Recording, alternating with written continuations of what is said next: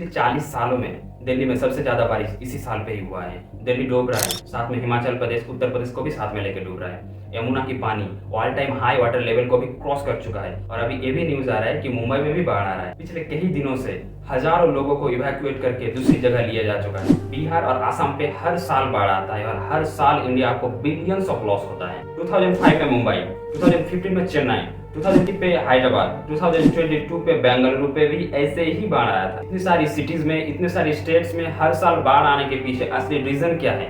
बारिश तो है ही, लेकिन बारिश को छोड़ के और क्या रीजन हो सकता है और इस विशाल आपदा के लिए हमें क्या क्या स्टेप उठाना चाहिए। 9 जुलाई को हिमाचल प्रदेश में अप्रॉक्स 15 लैंडस्लाइड आया था। उसके वजह से 7 से 10 लोग मारे गए, रेड अलर्ट जारी हुआ, 250 लोगों को इवैक्यूएट किया गया और अप्रॉक्स 700 रोड को ब्लॉक किया गया था। और सेम सिचुएशन देखा गया था उत्तराखंड पे भी, जहाँ पे 200 रोड्स को ब्लॉक करना पड़ा था क्योंकि देहरादून पे लैंडस्लाइड आया था। हिमाचल प्रदेश में 2001 से लगातार बाढ़ आ रहा है, लेकिन इसके बावजूद अथॉरिटी की तरफ से कोई भी खास स्टेप्स नहीं लिया गया। और हर साल बाढ़ की वजह से सिर्फ और सिर्फ एनवायरनमेंट पे इफेक्ट नहीं पड़ता है, हमारे इकोनॉमी पे भी हर साल इफेक्ट ला रहा है। 50% से भी ज्यादा क्लाइमेट रिलेटेड डिजास्टर सिर्फ और सिर्फ फ्लड की वजह से ही होता है। ये मेरा कहना नहीं है, ये एशियन डेवलपमेंट बैंक का कहना है और आप इसको बिगेस्ट मैन मेड डिजास्टर भी कह सकते हो। आपको कुछ आंकड़े सुनाता हूँ, सुनिए। 1990 से लेकर 2017 तक भारत का आज तक फ्लड की वजह से अप्रॉक्स $55 बिलियन का लॉसेस हुआ है। 2015 में तमिलनाडु यानी चेन्नई पे जो बाढ़ आया था उसका कॉस्ट था लगभग 75,000, जो 2015 का सबसे कॉस्टलीस्ट डिजास्टर था। 2017 केरला, जहाँ पे $4.5 बिलियन लॉस हुआ था। 2005 मुंबई,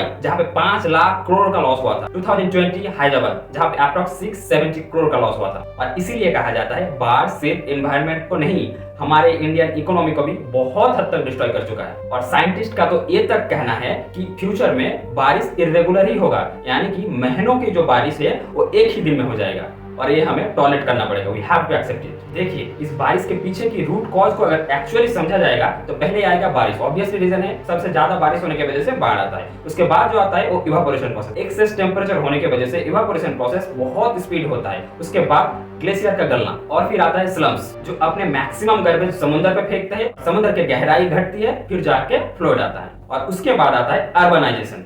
हमारे इन्वायरमेंट और ह्यूमन बीइंग्स चलता है गिव एंड टेक पॉलिसी में, यानी कि आप जो दोगे आपको वही मिलेगा।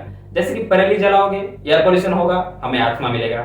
गार्बेज समुद्र पर फेंकोगे, वाटर पोल्यूशन होगा, हमें कॉलेरा जैसा डिजीज होगा। पिछले 30 से 40 सालों में हमारे इंडिया पे लेक्स यानी वाटर लैंड या वेट लैंड जो भी कहो आप, वो 30 से 40% घट चुका है बेंगलुरु और हैदराबाद रीजन पे। और सामने जाके हैदराबाद रीजन पे और भी ज्यादा घटने वाला है। और मुंबई में तो अभी तक 75% घट चुका है। ये बहुत ही बैड न्यूज है हमारे लिए। ऑब्वियसली बड़ी बड़ी बिल्डिंग तो हम लोगों को दिख जाएगा, लेकिन फ्लड जैसे विशाल आपदा से लड़ना भी पड़ेगा। देखो, प्रॉब्लम्स तो बहुत है। आप बोलोगे कि भैया आप तो एक के बाद एक प्रॉब्लम से गिनाते जा रहे हो, लेकिन इसके पीछे सॉल्यूशन क्या हो सकता है? क्या कुछ उपाय है इस विशाल आपदा से बचने के लिए? तो आपके लिए कुछ गिने चुने 3 या 4 उपाय मैं दे सकता हूँ। फर्स्ट प्रोसेस आता है रेन वाटर हार्वेस्टिंग, जहाँ पे बारिश के टाइम पे वाटर को स्टोर करके बाद में उसी वाटर को रिसाइकल प्रोसेस पे यूज कर लो। सेकंड प्रोसेस रहेगा रेन गार्डनिंग। न्यूयॉर्क पे 2021 पे साइक्लोन की वजह से बाढ़ आया था। हमारे इंडियन अथॉरिटी तो यहाँ पे कोई भी एक्शन नहीं ले रहा है, लेकिन न्यूयॉर्क अथॉरिटी 2021 के बाद एक एक्शन लिया। उसमें रोड के एकदम साइड लो लेवल पे कुछ रेन गार्डनिंग बनाया गया, जिससे कि बारिश के टाइम पे मैक्सिमम पानी रोड का गार्डन पे आएगा और उसको सोक करके वो ग्राउंड वाटर रिजर्व को बढ़ाएगा। और इस प्रोसेस से एक नॉर्मल गार्डन से 30% ज्यादा पानी को सोक करके ग्राउंड लेवल वाटर को बढ़ाया जा सकता है। और उसके बाद आता है स्पॉन्ज सिटी। चाइना की बेजिंग सिटी पे 2012 में बाढ़ आया था। उसके बाद अथॉरिटी ने एक्शन उठाया और स्पॉन्ज सिटी बना दी, जिससे कि पानी को सोक करके ग्राउंड वाटर लेवल को बढ़ाया जा सके और बाढ़ को रोका जा सके। और उसके बाद आता है रूफटॉप फार्मिंग। आपने एक फेमस बिल्डिंग सोशल मीडिया पे तो देखे ही रहेंगे, जिसके हर एक बरामदे पे पेड़ लगे रहते हैं, वही है रूफटॉप फार्मिंग। और ये एक बैंकॉक की फेमस यूनिवर्सिटी के द्वारा बनाया गया है। और उन लोगों का कहना है कि यूनिवर्सिटी की पूरी कैंपस यानी कि 22,000 स्क्वायर किलोमीटर तक जितने भी बारिश होगा हम सोक करके स्टोर करके रख सकते हैं और बाद में उसी पानी को मिट्टी पे छोड़कर ग्राउंड लेवल वाटर को